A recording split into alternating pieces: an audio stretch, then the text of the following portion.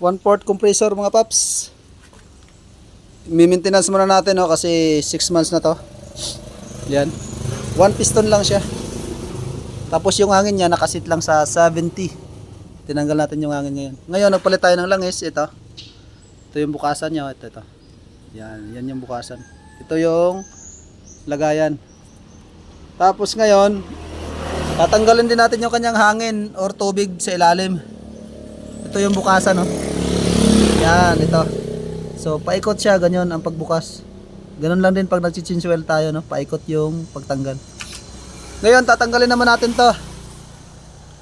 So yung wiring, picturean muna natin.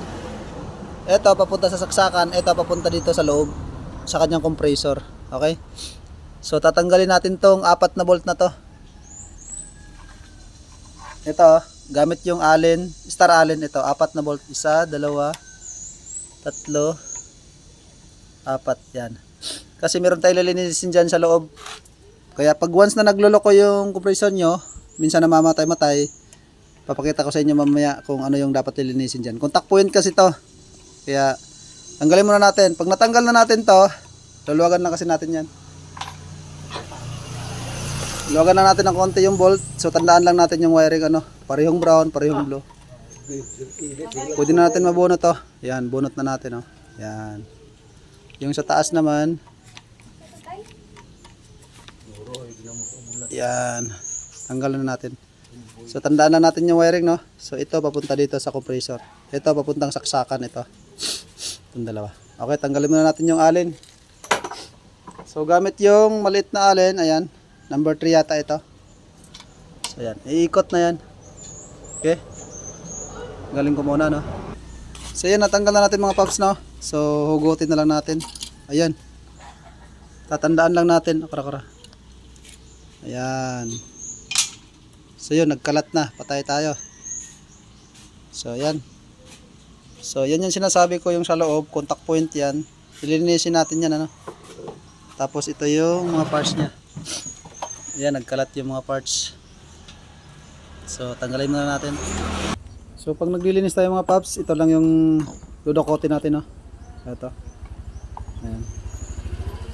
So may ano yan, contact point na maruming-marumi na no.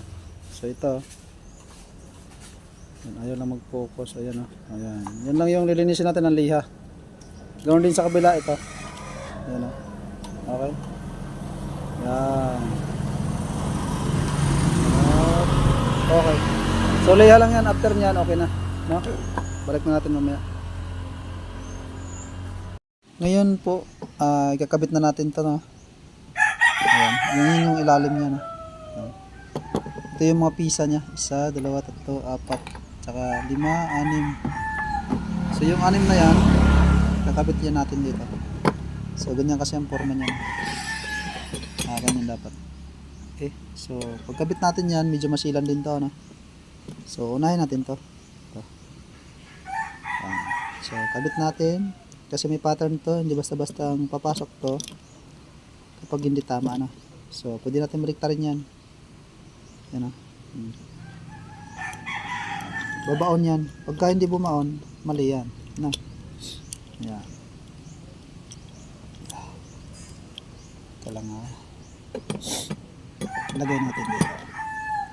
Pagka bumaon, okay na yan. Ayan, bumaon na siya no?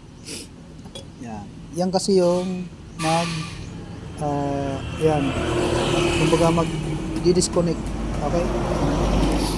So tama na yan. Okay, ganyan siya. Sunod naman natin ay ito.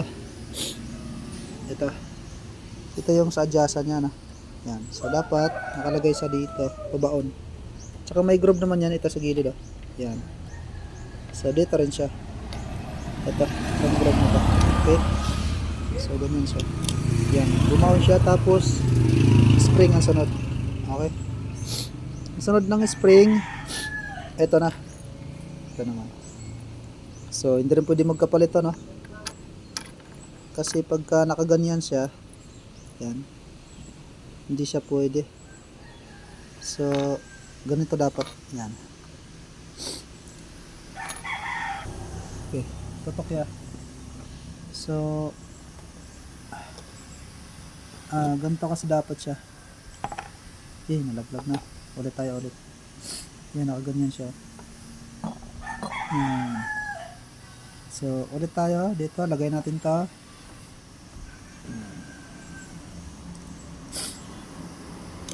Yan. Saka kailangan naka-oscillator ito. Yan.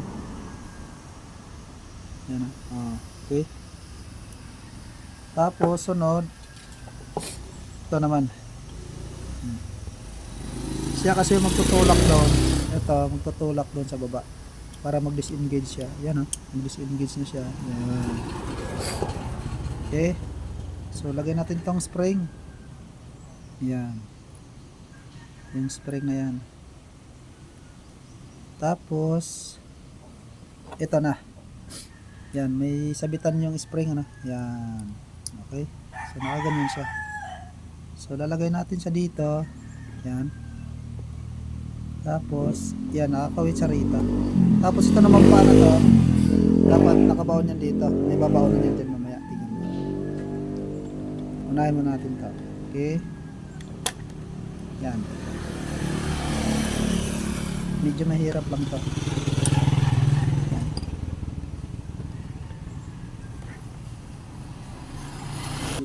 So, yan na, buo na, no? Yan. Buo na siya. Sila tuloy. Dito ba sila nagkuhan, nagkimarga? Kabit na natin doon, ano? Yan, tapos natin may kabit, ano? Medyo mahirap pero sulit. Paano malalaman kung goods? So, ito yung off, ito yung on. Napitik siya.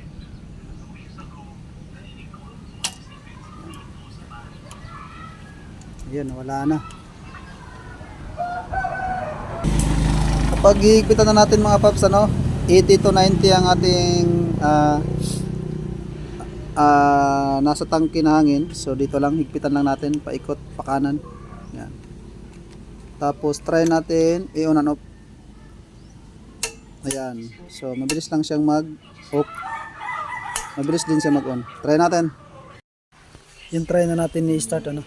Nakasaksak na siya. Try na natin i-on kung under. So, titignan na lang natin kung mag-automatic siya.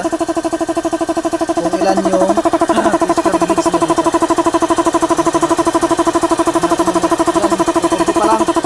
Kukundi pa lang. Titignan natin mamaya.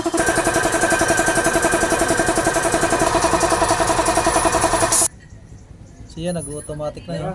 50 pa lang, ano. So, dagdagan natin ang ikot para maging 60, ano. Ikot tayo ng 3. 1, 2, 3. Okay. Para mandar siya,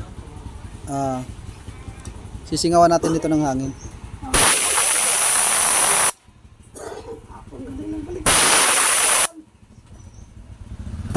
Yan, mandar na, no?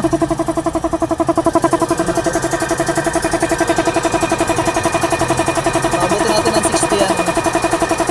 So yan, uminto na siya. So kulang siya ng konti para maging 60. So adjust tayo ulit ng 4. 1, 2, 3, 4. 4 natin kakalahati lang yan, ha? Okay, try natin ulit.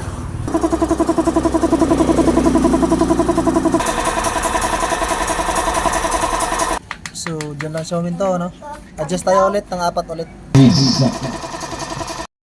Sinta na, no? So ganoon lang mag-adjust mga paps, ano? So ganoon lang mag-adjust tayo ng hangin kung gusto natin na pupunuin na ng hangin ito, tangke. So paikot lang pa kanan, ano? Pahigpit yung dagdag ng hangin. Okay, ito lang yun, ito. Yan. Ito, wag na to galawin kasi sa automatic to, eh. Ito yung gagalawin. So ganoon lang, tatakpan na natin, okay. So goods na yan, ano? Naka-maintenance na tayo. Palit ng langis, tsaka nakalinis tayo ng contact point. Adjust ng hangin, okay. So goods na tayo. Air compression pala to na 1/4 na, no? Horsepower, okay.